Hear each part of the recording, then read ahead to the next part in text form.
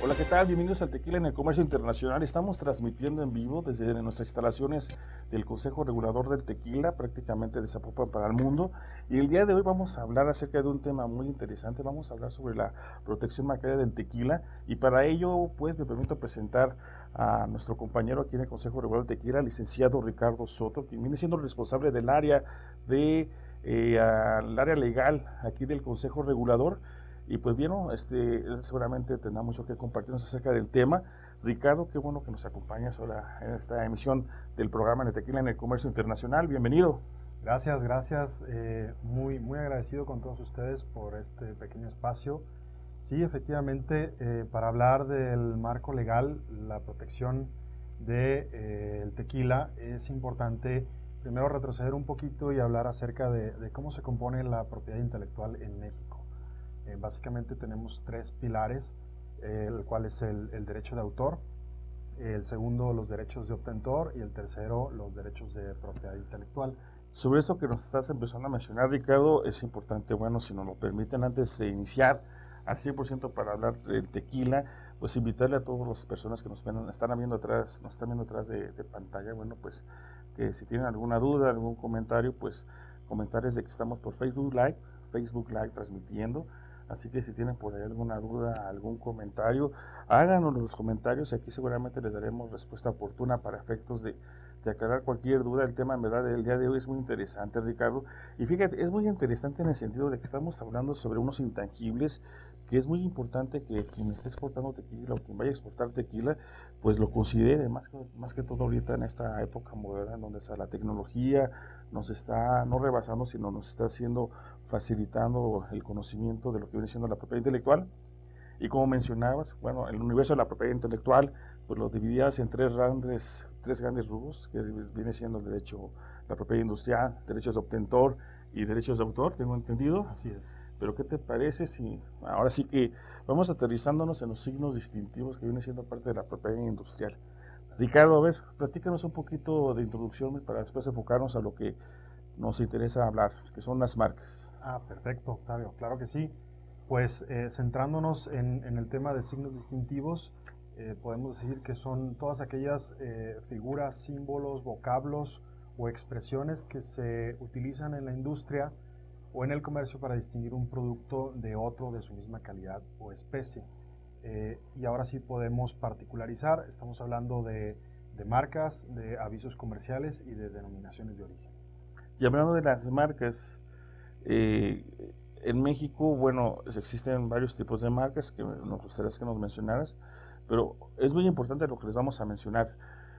Una cosa es que en México, ¿cómo se consideran, qué se considera marcas? Y en el extranjero, que es al mercado al cual va a ir el tequila, pues también existen otras figuras, como por ejemplo, pues ya lo mencionarás más adelantito, si podemos por ahí empezar hablando, digamos, cómo se protegen las marcas en México y qué tipos de marcas existen. Ok, claro que sí. Pues en principio todos ustedes saben que una marca es todo signo visible que se utiliza para distinguir a un producto o un servicio de otros de su misma especie o calidad, y su uso exclusivo se obtiene mediante el registro ante el Instituto Mexicano de Propiedad Industrial.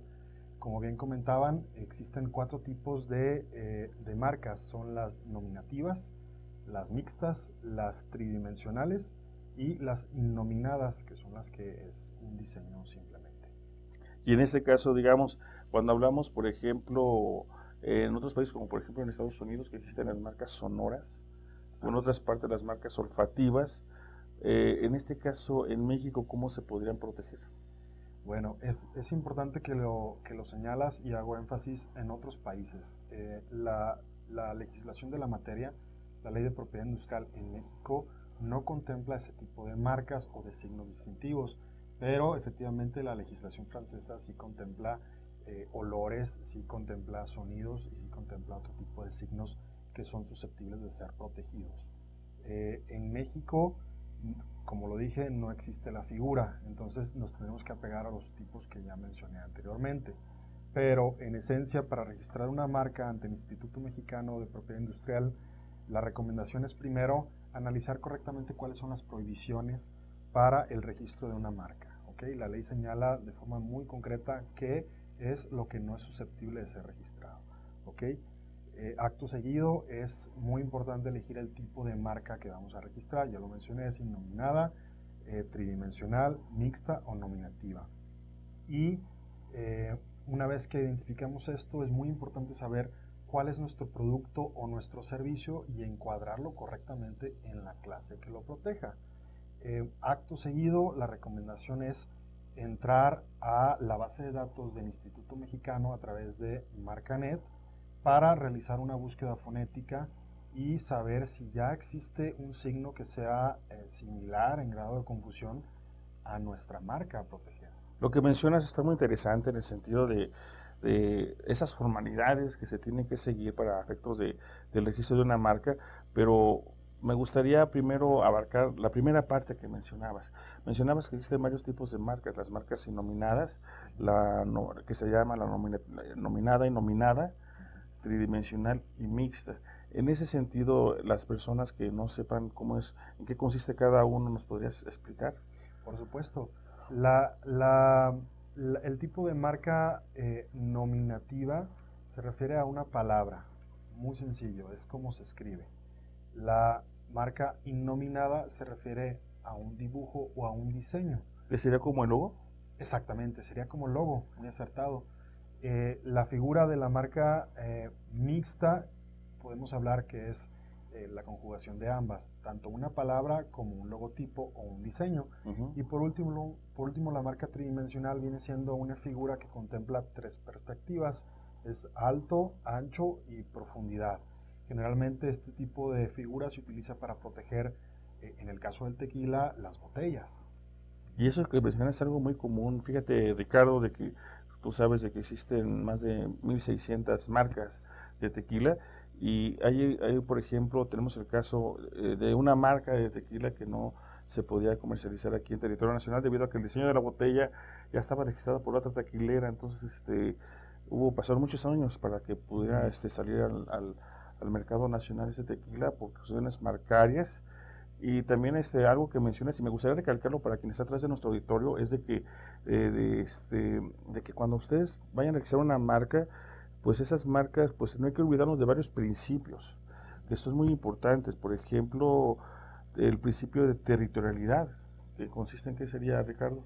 Efectivamente, el principio de territorialidad consiste en que una marca solamente surte efectos jurídicos ante terceros dentro del territorio comprendido por la legislación.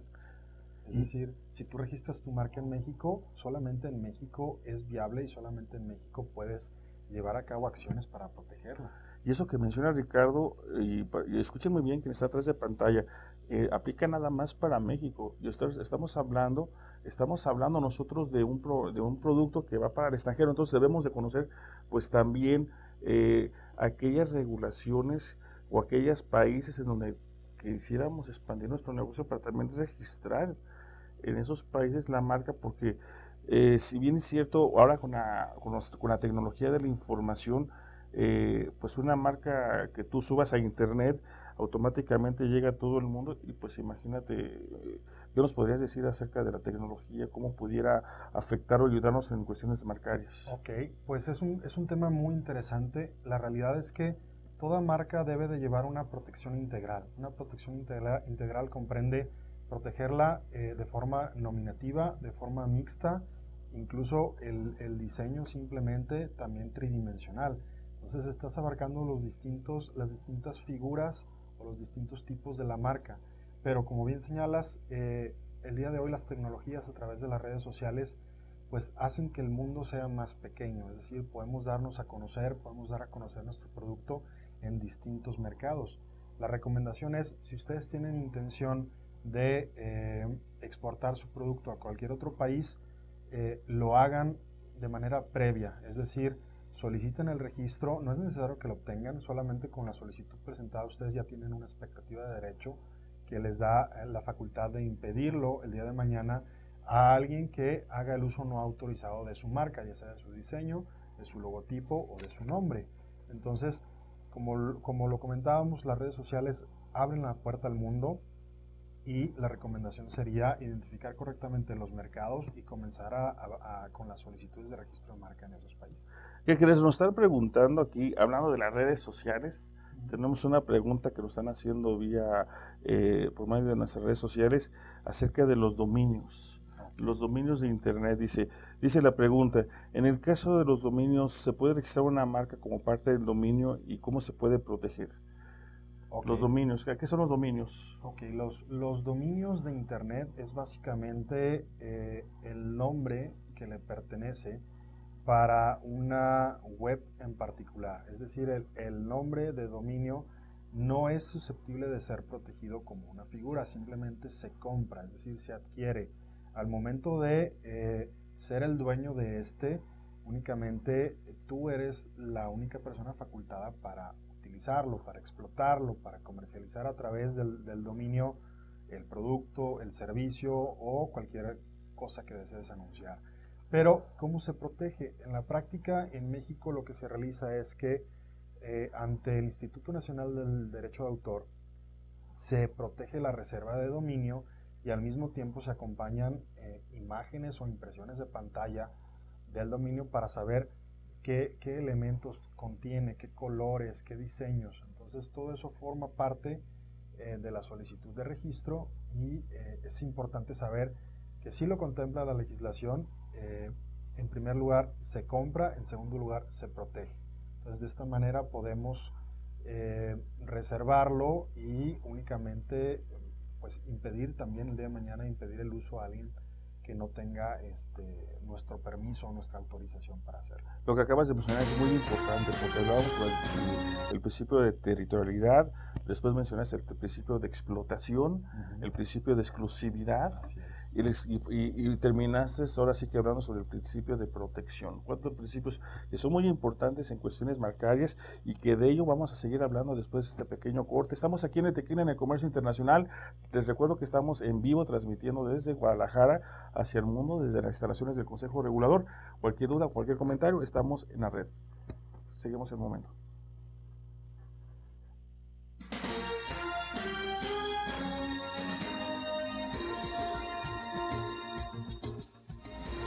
Bien, estamos aquí de vuelta en el Tequila en el Comercio Internacional.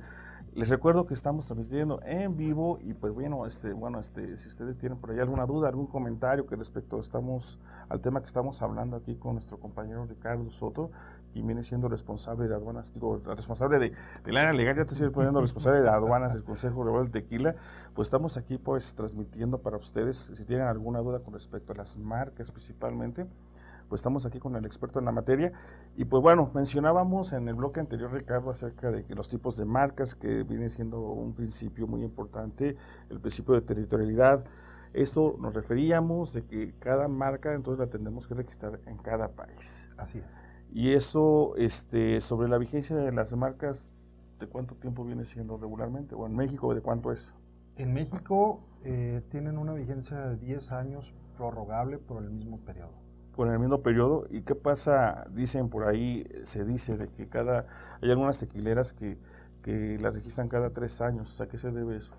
Eso es muy importante. Esa es la declaración de uso. Lo que pasa es que en la ley está contemplada causales de nulidad, causales de caducidad y causales de infracción.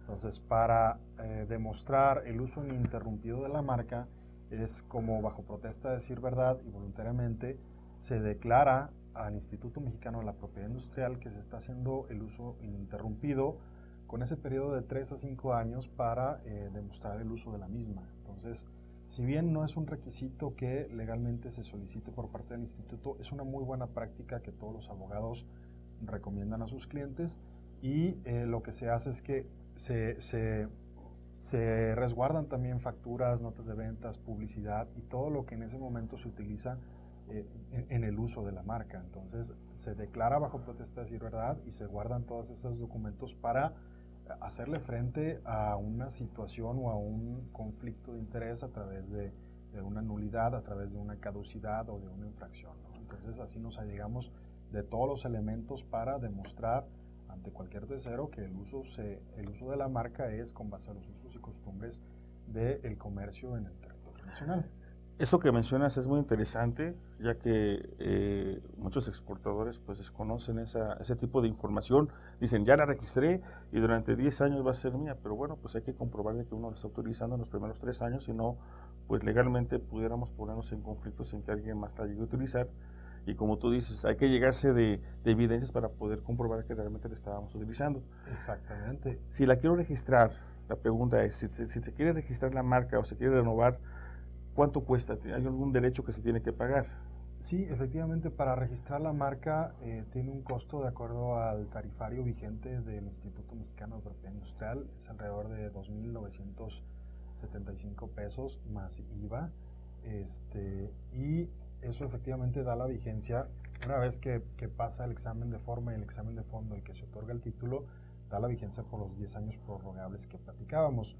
Y al momento de realizar la renovación, este tiene un costo distinto, también de acuerdo al tarifario correspondiente, pero es muy importante lo que señalaban, de demostrar el uso en el comercio de la marca. En México, este es un acto de buena fe, es una recomendación que los abogados en la práctica realizan, pero no es exclusivo de México, en realidad es una práctica obligatoria en distintos países. Por ejemplo, en Estados Unidos, tú puedes solicitar la marca eh, si ya está en uso en el comercio o si tienes la intención de usarla. Pero una vez que se otorga, tienes la obligación de demostrar el uso cada 3, cada 5 años y también en el año 8 y año 9 de la misma.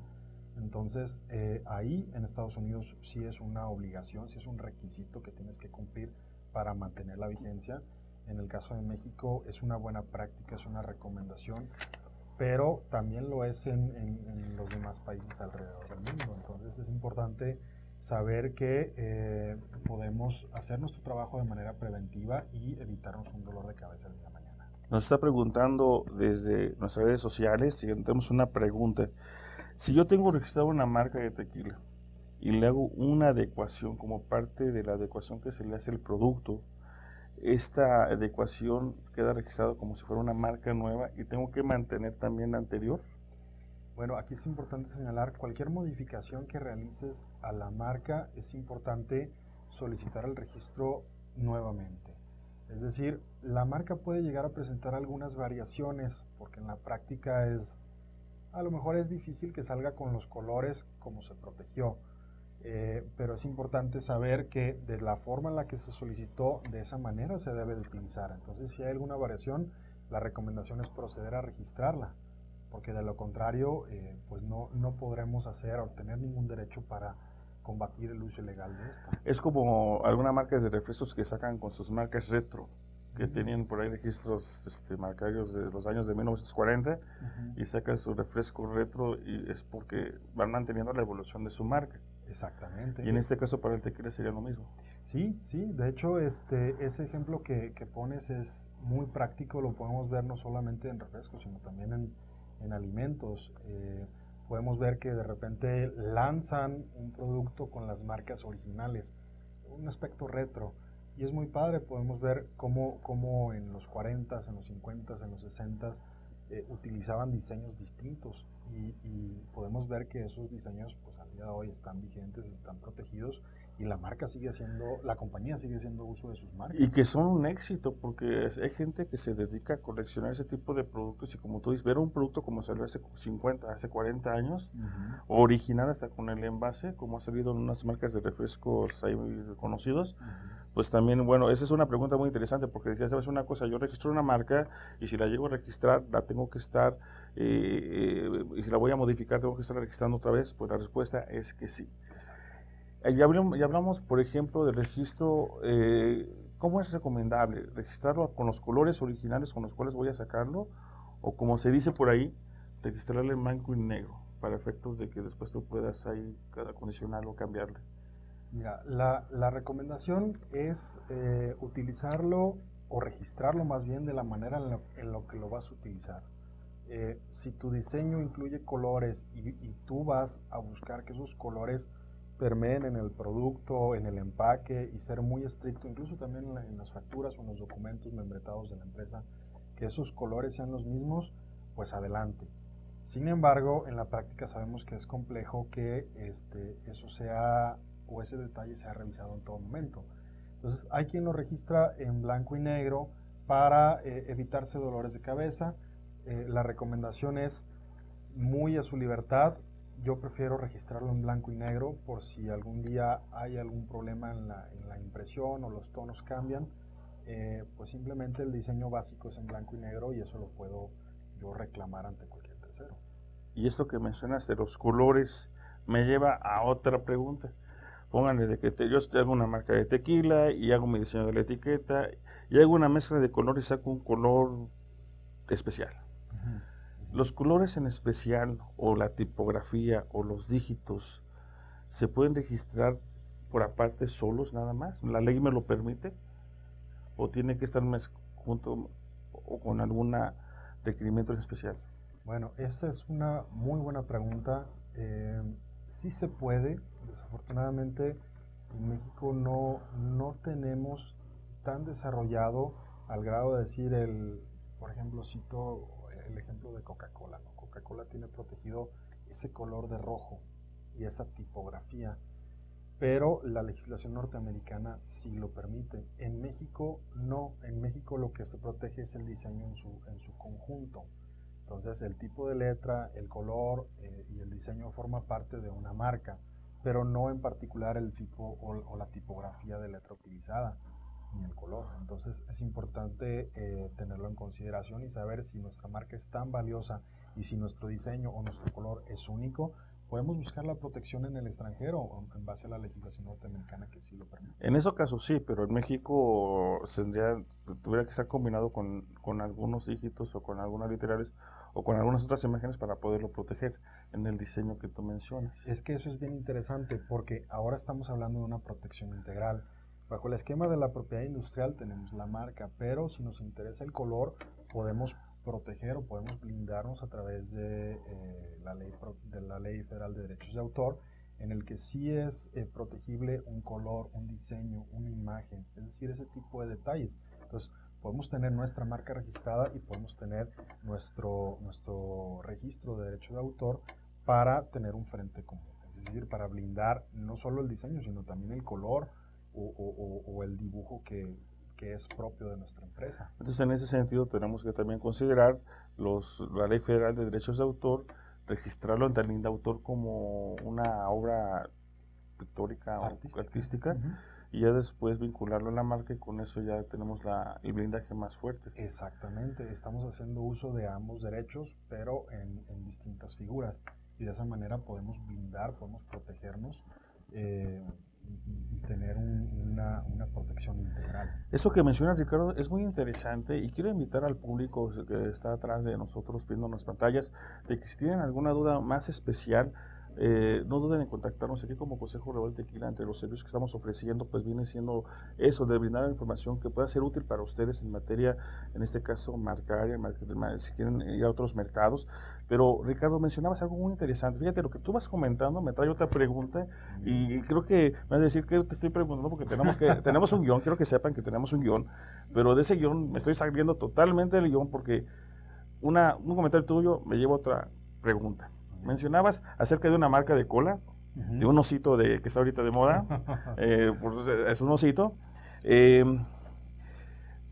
Si el titular de la marca, del tequila, tiene por ahí un osito, o tiene por ahí un diseño muy especial, un murciélago, o lo que quieras, esas figuras que no son parte de la marca también se tienen que registrar en lo individual como marca para que después sea como una marca mixta.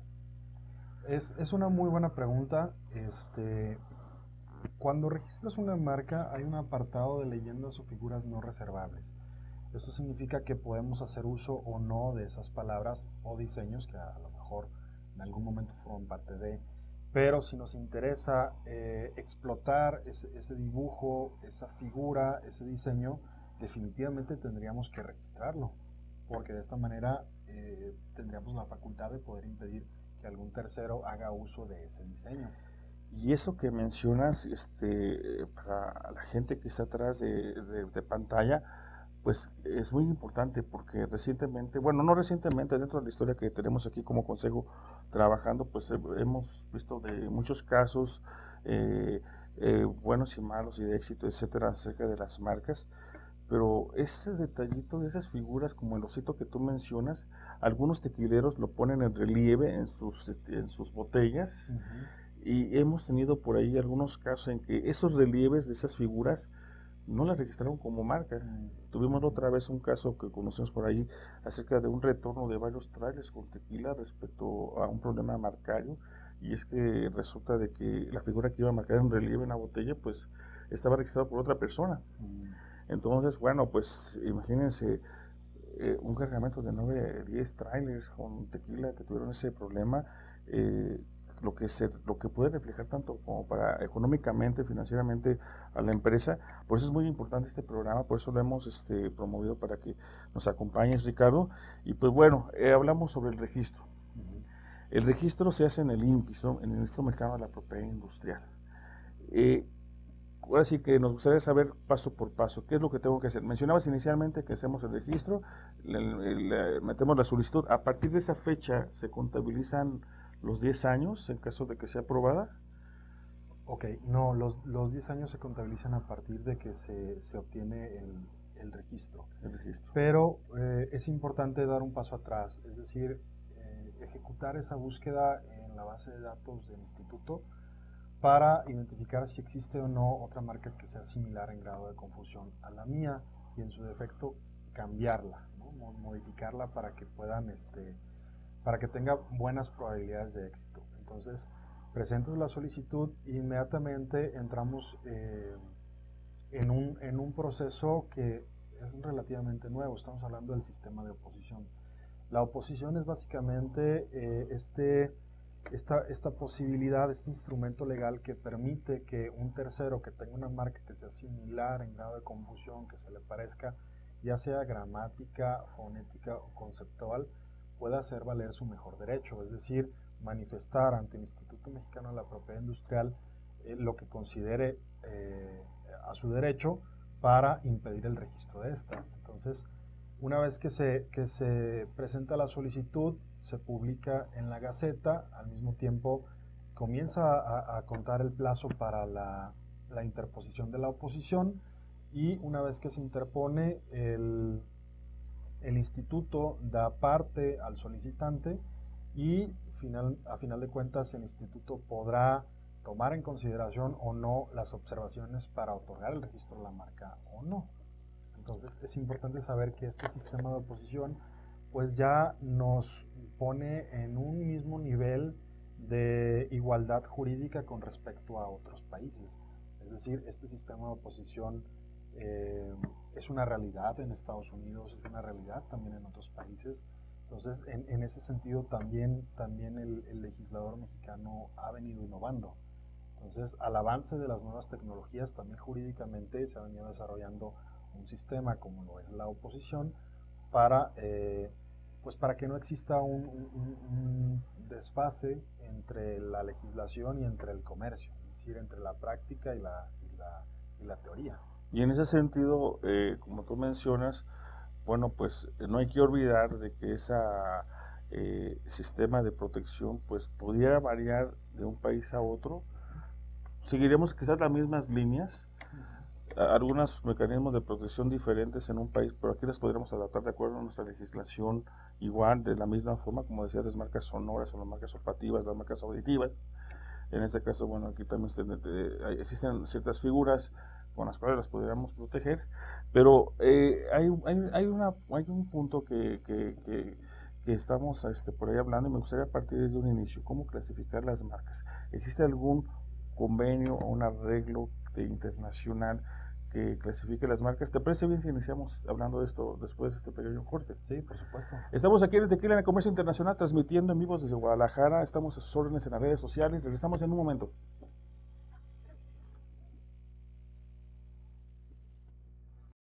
Estamos aquí de vuelta en el Tequila en el Comercio Internacional, revisando las redes sociales. Ricardo, tengo aquí una pregunta que nos hace Leobardo Padilla, que aprovechamos a enviarle saludos especiales. Leobardo, gracias por vernos. Y pues bueno, aquí con el experto, hacías la pregunta siguiente. Dice, Ricardo, ¿cuánto tiempo dura un trámite de registro de marca en línea. Hablabas de que existe un examen de fondo, un examen de forma, 3 meses me imagino que es por una parte y 3 meses por otra parte, pero yo inicio mi trámite en línea. ¿Cuánto tiempo dura? Bueno, es importante señalar que está contemplado un tiempo aproximado de 6 meses. Como bien comentaban, el instituto desarrolla un examen de forma y un examen de fondo, pero el tiempo puede cambiar. ¿Por qué? En caso de que se presente una oposición, bueno, por obvia razón el plazo cambia, ¿no? Y también en caso de que el instituto te presente un oficio en el que te requiera ya sea subsanar la solicitud o modificarla, entonces el plazo ya no nos podemos atener al plazo señalado de los 6 meses, el plazo se alarga. ¿Por qué? Porque cada oficio o cada requerimiento que te hace el instituto es por un plazo de 2 meses y con la posibilidad de prorrogarlo otros 2 meses adicionales. Entonces, si no elaboramos correctamente nuestra solicitud o si no hacemos la tarea antes de verificar que no exista alguna otra marca con anterioridad que sea similar en grado de confusión a la nuestra, pues vamos a tener un panorama de tiempos distinto. Esos 6 meses pudieran agilizarse, digamos, estamos aquí en Guadalajara, tenemos entendido que aquí hay una oficina regional del INPI, pero si se hace el registro directamente en Ciudad de México, ¿tendrá alguna variable en cuestión del tiempo o son 3 y 3 meses? No, en realidad la variable del tiempo se puede reducir si hacemos nuestro trabajo bien, si el abogado presenta la solicitud de manera correcta y nos atenemos a los plazos de 3 y de 3 meses, 6 en total. El tiempo se reduce si no nos requieren, es decir, estamos dentro de lo señalado. Y en caso de existir algún requerimiento por parte de la autoridad, pues generalmente la paquetería o la mensajería puede llegar a dilatar el proceso. Entonces, si bien la autoridad emite algún oficio, tarda 2 o 3 meses en llegar a tu domicilio. La recomendación es que utilicen pues paquetería privada, correo privado, para que sea más expedito. Más expedito. Fíjate que mencionan aquí por una red de internet, nos dicen, tenemos por aquí el caso de registro de una marca. Y en esta marca tuvimos problemas debido a que se nos olvidó registrarla, renovar el registro. ¿La misma ley da alguna tolerancia en caso de que se haya olvidado? Por ejemplo, se me vence el día de mañana y yo no me acordé o se me venció el viernes pasado y ya con eso alguien me puede ganar la marca o todavía tengo yo derecho de protección por unos cuantos meses más. Sí, efectivamente la legislación de propiedad industrial en México otorga un plazo de 6 meses posteriores al vencimiento. Es decir, cuando está la fecha de vencimiento, tú puedes solicitar la renovación de la misma 6 meses antes y 6 meses después todavía lo puedes llevar a cabo. La misma ley nos protege como titulares de marca. Exactamente. Hay también un tema muy interesante que es acerca de la protección o la defensa de la marca. Entonces, dependiendo, igual eso lo podemos ver en una entrevista posterior, porque es el tema de la defensa jurídica de nuestro activo intangible más importante, pero básicamente estaremos hablando de la cancelación, de la nulidad y de la infracción. Con mucho gusto lo podemos ver en otra sesión, pero en este sentido es importante señalar a todo el auditorio acerca del marco jurídico de nuestras marcas en México. Tenemos un marco jurídico nacional y por supuesto que un marco jurídico internacional. En México tenemos la Ley de Propiedad Industrial, su reglamento y la Ley del Procedimiento Administrativo. Sin embargo, en el extranjero el marco jurídico viene siendo el Convenio de París, el Acuerdo de Viena, el Acuerdo de Niza y el protocolo concerniente al Arreglo de Madrid. Rápidamente, el Convenio de Madrid habla de qué? Sobre cuestiones marcarias. Exactamente. El Convenio de Madrid concerniente a este país nos dice que el solicitante o el titular de una marca registrada en un país puede hacer la solicitud de manera simultánea en distintos países. Obviamente sí, tienen que ser países que están suscritos en este arreglo para que se señale una oficina de origen. Entonces, esa oficina de origen, supongamos que es el Instituto Mexicano de Propiedad Industrial, Este instituto a su vez presenta la solicitud de manera simultánea en los países que son de mi interés, en 10 países al mismo tiempo. Entonces yo tengo como fecha de solicitud la misma en todos los países. ¿Estamos hablando de cuál convenio? Del arreglo de Madrid. Del arreglo de Madrid, perfecto. Sí, entonces el arreglo de Madrid nos permite de que el INPI sea quien gestione los trámites con una misma fecha hacia todos los países, pero tendremos que pagar los derechos en cada país. Exactamente. En el mismo ejemplo, el INPI se vuelve la oficina central o la oficina base que presenta la solicitud al mismo tiempo en los demás países. Esto que tú dices está súper interesante porque pues imagínate estar pagando los servicios de abogados en cada país. Sí, definitivamente es mucho más económico, pero ¿qué significa el presentarla en cada país? Significa que se corre un proceso en lo individual para cada uno. En caso de que se presente alguna oposición o algún impedimento, la solicitud de registro se aterriza a cada país y las otras solicitudes continúan con su proceso. Entonces, tiene sus ventajas y sus desventajas. Ventajas, es mucho más económico, tienes una fecha cierta en tu solicitud de registro de marca para todas al mismo tiempo. En caso de un conflicto, ya lo tendrías que ver en lo particular para cada legislación. ¿Qué es el contra? El tiempo. Generalmente se triangula la información. Entonces, no hay que olvidar, sería, digamos, que se hace el inconveniente, pero sí, si así lo traes en números, el abogado te cobra también por tiempo. Entonces, sí, yo creo que se podría compensar un poquito unas por otras. Definitivamente es una alternativa muy interesante, es una alternativa que no muchas personas conocen. En ventajas y desventajas es lo que ya platicábamos, pero está la puerta abierta para conocer más información, para solicitarlo directamente desde México. Y disculpa que te interrumpa, prácticamente creo que estabas diciendo otra cosa, pero bueno, ya aprovechando que tomé la palabra y brevemente, claro, pues vamos a hablar, ¿qué te parece sobre el Convenio de París? Mencionabas el Convenio de París. Sí. Es otro parte del marco jurídico internacional que nos puede ayudar para proteger nuestra marca en el extranjero.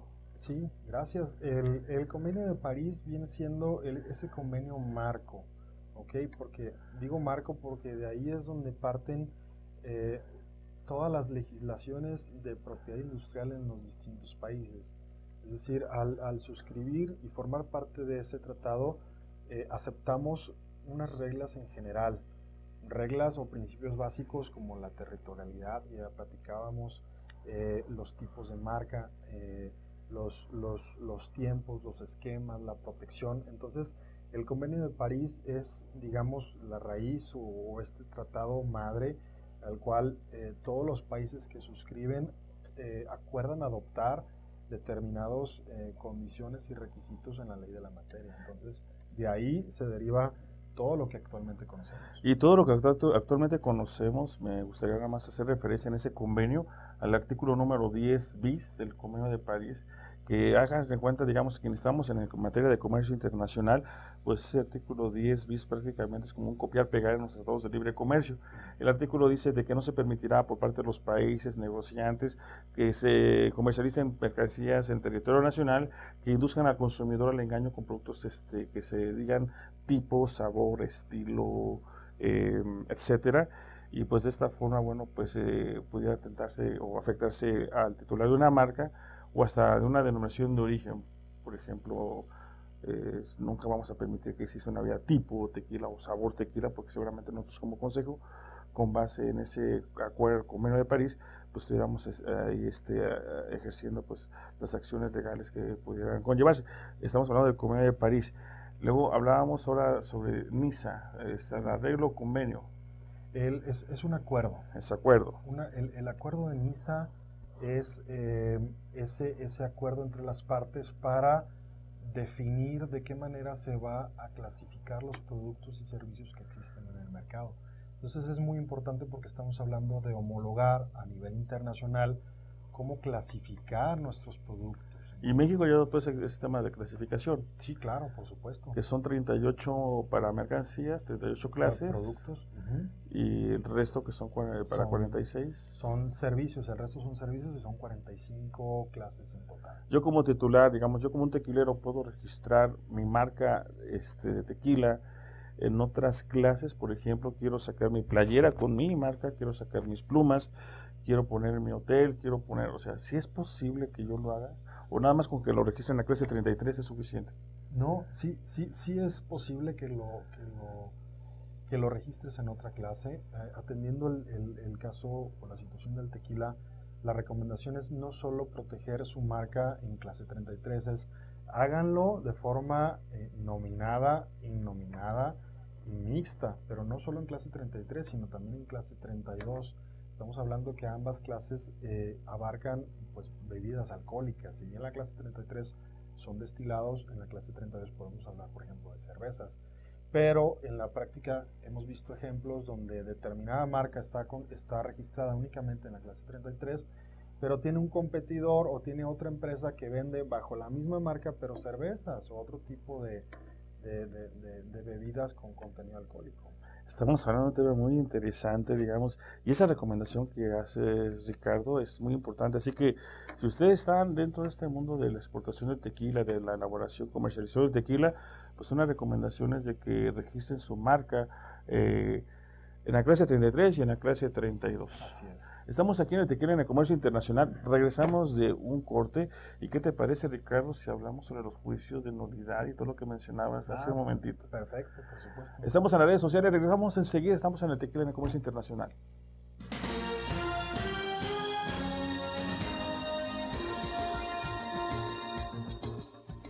Hola, ¿qué tal? Estamos aquí desde las instalaciones del Consejo Regulador del Tequila, transmitiendo en vivo hacia todo el mundo prácticamente. Queremos aprovechar para mandar unos saludos para Evelia, Joaquín Mesa, Diego Arellano y Rodolfo Villarruel. Hay una pregunta que nos están haciendo que vamos a canalizar con el área indicada, principalmente, bueno, pues es una pregunta que no va con el programa, pero que pues seguramente por medio de nuestras redes sociales, pues Joaquín Mesa, vamos a darle respuesta, vamos a girar tu comentario al área indicada. Y pues bueno, Ricardo, ¿qué pasa, por ejemplo, y hablamos de los juicios? Mencionabas hace un momentito de que qué pasa si en esta presentación de marca, pues ya la quiero terminar o alguien se opone, etcétera. ¿Cómo actúan estos juicios? ¿Cuál es el impacto? ¿Cuánto tiempo lleva? ¿Qué hay que hacer? ¿Qué no hay que hacer? Estamos en el último bloque del programa y me gustaría que nos hablaras de esto. Okay. Bueno, pues hablando del tema pues, de litigio de marcas, la Ley de Propiedad Industrial contempla 3 figuras para hacer valer o para respetar nuestro derecho. La número 1 es la nulidad. La nulidad básicamente habla de que una marca fue otorgada con base en datos falsos o es nula de principio porque esta persona no es el legítimo titular de la misma. ¿A qué me refiero? Pongo un ejemplo.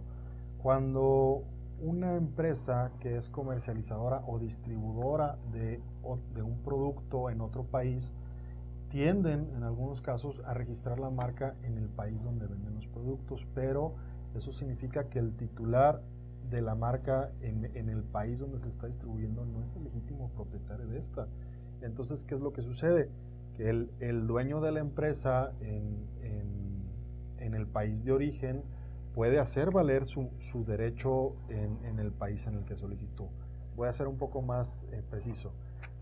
Un fabricante de albercas en Estados Unidos puede tener un distribuidor en México. El distribuidor en México puede solicitar el registro de la marca, se la pueden otorgar, pero el fabricante norteamericano puede ejercer la acción de nulidad en contra de esa marca registrada, toda vez que él es el titular de ese producto, de ese derecho en Estados Unidos, y por lo tanto el registro marcario en México es nulo de pleno derecho. Y por ello me imagino que tendrá que presentar evidencias, lo que tú comentabas, tener notas de venta, tener cualquier tipo de evidencia que demuestre que ha estado utilizando la marca desde antes de que él la presentara. Efectivamente. Me imagino que debe ser caro. Pues el procedimiento ante el Instituto Mexicano en cuestión de tiempo puede llegar a tomar aproximadamente 2 años, ¿no? Depende de la complejidad del asunto. En la cuestión de honorarios, pues eso es muy particular de cada despacho. Pero el procedimiento inicialmente se lleva a cabo ante el Instituto Mexicano de Propiedad Industrial. Este emite una resolución Si la resolución no nos resulta favorable, nosotros podemos desahogar el recurso de revisión. Este recurso de revisión es optativo, es decir, podemos hacer uso de este o no. Y en el recurso de revisión lo que se hace es que se solicita ante el superior jerárquico, pues volver a reconsiderar o a revisar todo lo actuado durante el procedimiento. En caso de que el recurso de revisión tampoco nos sea favorable, pues tenemos la opción del juicio de nulidad, ¿no? El juicio de nulidad administrativa en contra de una resolución administrativa. Esta nulidad se lleva a cabo ante el Supremo Tribunal de Justicia Fiscal y Administrativa, particularmente en la Sala Especializada de Propiedad Industrial.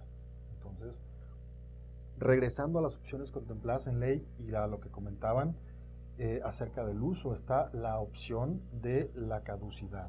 La caducidad marcaria es nuestra alternativa para hacer valer el derecho en contra de alguien que no está utilizando su marca.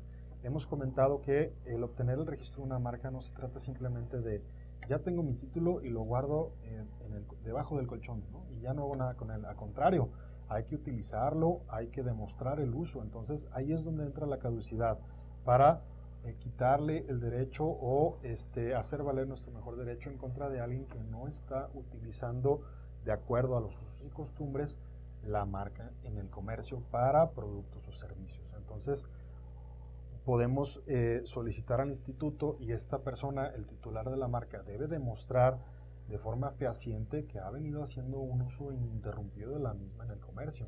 Entonces, esa es la segunda alternativa que tenemos. Entonces, la primera, ¿cómo se llamó? Nulidad. ¿Y la segunda? Caducidad. ¿Y la tercera? Infracciones. La infracción. La tercera, la infracción, es básicamente a través del instituto, el interponer una infracción en contra de alguien que esté haciendo el uso indebido de un derecho que no le corresponde. Entonces, estas infracciones pueden venir desde un apercibimiento, puede venir desde un embargo de mercancía o un embargo temporal. ¿Y quién las establece? Las establece el mismo Instituto Mexicano de acuerdo a la Ley Federal del Procedimiento Administrativo. Y podemos hablar también incluso de una multa económica, la cual si no se combate y se decreta por parte del instituto, se llega a traducir el día de mañana en un crédito fiscal. Entonces, de esta manera podemos garantizar no solamente que las personas dejen de hacer uso de la marca, sino que nos retribuyan por daños y perjuicios ocasionados. Y en ese sentido, mientras está ese juicio, ¿la marca se puede seguir utilizando o de plano queda en stand-by? No, la marca queda suspendida porque está en conflicto, está en litigio, hasta en tanto no se resuelva. Esto que mencionas es muy interesante debido a que el objetivo de este programa, pues prácticamente, pues es brindar información al tequilero para que tome acciones preventivas. Eso que tú ya estás mencionando ya son acciones correctivas y esto invariablemente va a afectar tanto al producto, la comercialización, poder entrar sí o no a un país y pues casos adicionales que pues definitivamente quien va a ganar primeramente es el abogado. Sí. Y pues bueno, y pues qué bueno que nos estás hablando acerca de estos juicios y que es muy importante pues saber de que esto te puede llevar tiempo. Y pues bueno, si estamos hablando de empresas de comercio exterior y estamos hablando de qué tan importante es considerar esto, yo creo que es como parte de la inversión que se tiene que hacer inicial para abrir negocios. No hay que exportar ni entrar en este mundo del comercio exterior sin antes no haber hecho este tipo de detalles, el registro marcario. Sí, sin duda es un tema muy importante. Desde una óptica preventiva es imprescindible dedicarle tiempo y dinero en este momento a saber cómo está mi marca, primero en México y segundo en el país al que se vaya a exportar, porque de esta manera nosotros podemos decidir cómo hacer negocio o si realmente tenemos un posible conflicto el día de mañana. Y también eso que también el auditorio conozca, pues que atrás de todo lo que estamos hablando existe un marco internacional. Hablaba sobre el convenio de París, cuando estaba sobre el acuerdo de Niza, hablábamos quizás también sobre los ATIC, podríamos hablar un poquito más de ello, etcétera. Pero también es importante que quien está atrás de las pantallas sepa de que en materia aduanera pues también existen por ahí mecanismos de control que pueden impedir la importación o exportación de marcas que no están registradas por los titulares. Ese es un mecanismo que en materia de importación y exportaciones de mercancía, muchos países lo han establecido. Por ejemplo, el sistema marcario permite de que en México el exportador o importador registre su marca y él como titular de derecho, bueno, pues sea como un filtro para que en caso de que alguien más maneje esas marcas, pues el producto pueda ser retenido por la aduana y pues determinar si es verdadero o falso. Tú sabes, cuestiones de piratería, lo que decíamos, el principio de temporalidad, el principio de territorialidad, pero principalmente el principio de protección, que es lo más importante, digamos. Recomendaciones en 3 palabras para el auditorio, es todo tuyo, Ricardo. Ok, las recomendaciones serían proteja su marca en las distintas formas que son susceptibles, nominativa, innominada, tridimensional. Proteja su marca no solamente en la clase de destilados, sino también en otra clase de bebidas alcohólicas, clase 32. Hágalo también de manera integral, es decir, utilice todos los beneficios que el indautor otorga para protegerlo y tener un blindaje. Y al mismo tiempo identifiquen bien si su marca ya existe de manera similar o que pudiera generar confusión en el público consumidor en el país en el que tienen pensado exportar. Entonces es importante para analizar los riesgos legales que podrían enfrentar. Pues no hay más que decir. Yo creo que este programa estuvo muy interesante en el sentido de que estamos brindando información pues que seguramente a ustedes les va a interesar. Ricardo, muchísimas gracias por habernos acompañado. En verdad tu información que nos brindaste es muy útil. Y pues si gustas decir en qué teléfono, con la extensión, tu correo electrónico para que te conozcan ahí, que estás aquí con nosotros trabajando como responsable del área legal y que seguramente les podrás hablar más a detalle de lo que nos platicaste. Claro que sí, pues primero que nada, muchísimas gracias a ti, a todo el auditorio, a todas las personas que nos están viendo por redes sociales. Mi correo electrónico es rsoto@crt.org.mx. Mi extensión es la 1957 y efectivamente pues estoy como responsable de asuntos jurídicos y a sus órdenes para lo que necesiten. Cualquier duda, aclaración o comentario, con toda confianza me pueden buscar. Ricardo, muchísimas gracias, y para todos ustedes que están atrás de pantalla, muchísimas gracias por acompañarnos. Quiero aprovechar este medio para agradecer a mi compañero Fausto, como siempre, por habernos acompañado y apoyarnos en la transmisión de este programa, y también aprovechar este fin de programa para mandarle un saludo muy especial para unos alumnos que están estudiando la maestría en Derecho Corporativo en la UNIVA de Zamora, Campus Zamora. Están cursando la materia de Derecho de la Propiedad Intelectual, a quien aprovecho para mandarles un saludo muy especial para ustedes. Estamos aquí en el Tequila en Comercio Internacional. Gracias por habernos acompañado y nos vemos en nuestra próxima emisión. Hasta pronto.